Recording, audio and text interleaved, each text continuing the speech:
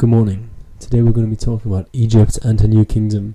This is a period that lasted 600 years and was Egypt's final golden age and the height of her riches and her power. In 1720 BC, Egypt suffered turmoil as the lower kingdom was occupied by the Semitic peoples known as the Hyksos, who invaded and enslaved the Egyptians. They rejected their sacred gods and forced the pharaoh south into the city of Thebes to rule the upper kingdom as a puppet. They ruled east of the country for over 150 years, until the pharaohs of Thebes rose against them.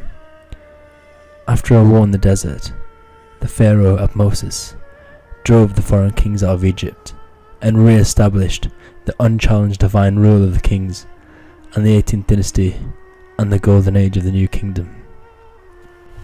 The pharaoh died, leaving a child as his successor. His son Tutmosis III and his sister queen became the regent.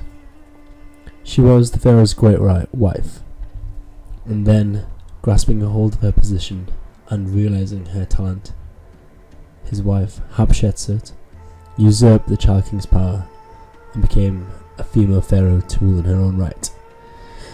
She ruled as a divine king and dressed in the kilt of the pharaoh and even the beard. The young Tutmosis was pushed into the military and far from power. She kept a peaceful foreign policy and re-established foreign trade routes, enriching Egypt, enabling Egypt to become the richest she had ever been. Her reign ensured stability for Egypt, and then she embarked on many building projects,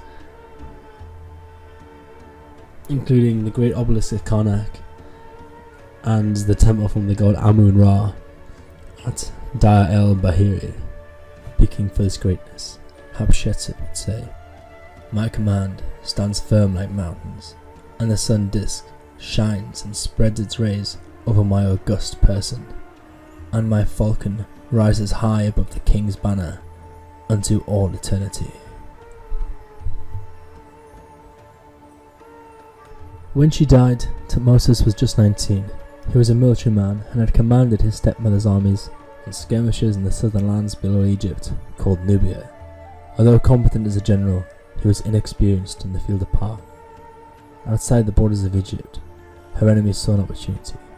They see the Egyptians as vulnerable under a new ruler and out of touch with an army that had been in relative peace for over a decade.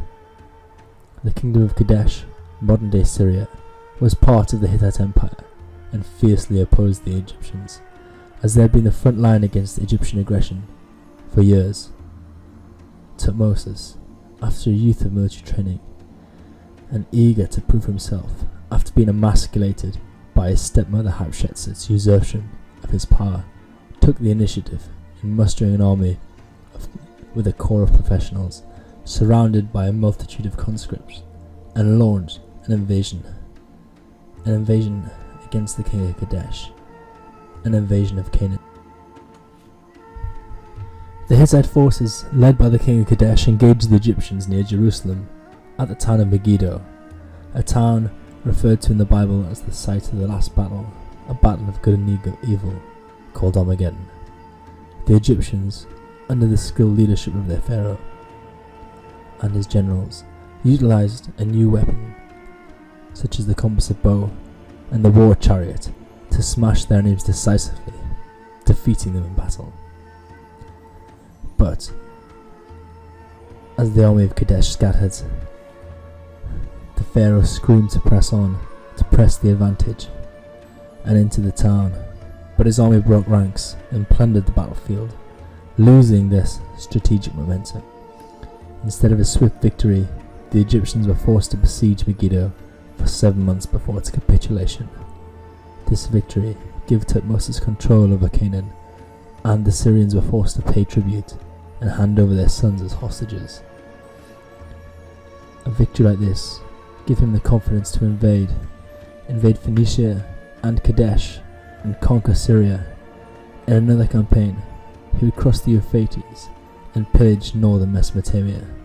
Egypt's control was pushed to its greatest extent, and its trade income made this the richest point in her history. The legacy of Egypt was its unified nationalistic state under a well-organized divine theocratic rule, a god-king providing over a subservient and obedient people. Its art was unchanged for 3,000 years, all of it dictated by the pharaoh and the priests. The temples and the pyramid are a huge visible display of the state's power. All this propaganda for the order of the heavens and for the hierarchy of the nation. Their history shows a strive for continuity, and pharaohs who disrupted this were erased from the records. Their images smashed and totally forgotten. The religion of Egypt, which spread across the Mediterranean with the goddess Isis, who was widely worshipped, and the monotheistic ideals of Akhenaten were reflected in the personal gods of Moses and Muhammad. As for the state, divine kingship would live on as an influence on the Roman emperors.